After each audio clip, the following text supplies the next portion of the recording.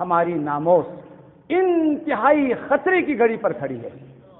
اس وقت علاقہ برائیوں کی دلدل میں معاذ اللہ دشمنوں کے حملے کی زد میں ہے۔ ہم سمجھ رہے تھے انشاءاللہ کہ بھئی ہمارے ہوٹل بن گئے، قوم و ملت کے لیے ترقی کی راہیں گامزن ہو گئی۔ اب قوم الحمدللہ بہت زیادہ ترقی اور کمال کی طرف نہیں توجہ کرے۔ اگر آپ لوگوں نے توجہ نہیں کیا تو جتنے بھی ہوٹل ہیں یہ سب فساد کا گڑھ بننے والے ہیں، یہ معاذ اللہ گندگیوں کا ڈھیر بننے والے ہیں۔ دشمن ہماری ثقافت کو، دشمن ہماری سنتوں کو، دشمن ہمارے علاقے کو، دشمن ہماری ناموس اور ہماری نسلوں کو اٹیک اور حملے کا نشان بنایا ہے۔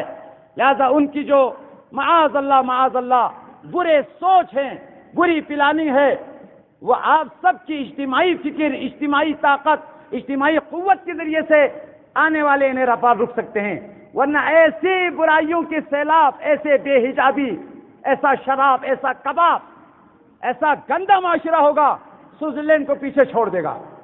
دنیا کے گندا ترین جو علاقے ہیں نا، ان کی حالت، ان کی باتیں کہہ نہیں سکتے، شرم و حیا سے سر جھک جاتے ہیں، اس طرح کا بلتستان بنانا چاہ رہے ہیں۔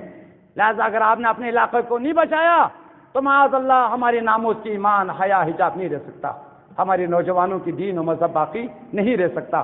ہم لوگ اب خطرے کی گھڑی میں ہے، امیدوار ہے اس بات کو آپ توجہ کریں گے اور اس پر آپ پلاننگ کریں گے، اور الحمدللہ ہمارے سارے ہوٹل کے مومنین بالکان مومن ہیں۔ آپ ہوشیار رہیں، فساد کا گڑھ بننے نہ دیں، ایسے کمپنی کو نہ دیں جو معاذ اللہ ایسی لڑکیوں کو رکھیں جو بے حجاب ہو، جو معاذ اللہ ہر کام کرنے کے لیے تیار ہو۔ ابھی میں نے کچھ دن پہلے کلپ سنا، بے انتہا میرا غیرت اور میرے ایمان کو للکار، بہت پریشانی ہوئی۔ ان سارے ہوٹلوں نے اب اعلان کر دیا ہے کہ ہمارا عملہ صرف لڑکی ہوگی، اور ایسی لڑکیاں ہوں گی جو بہت زیادہ خوبصورت ہو، جو ہر بات ہماری بات کو کہنے کو مانے۔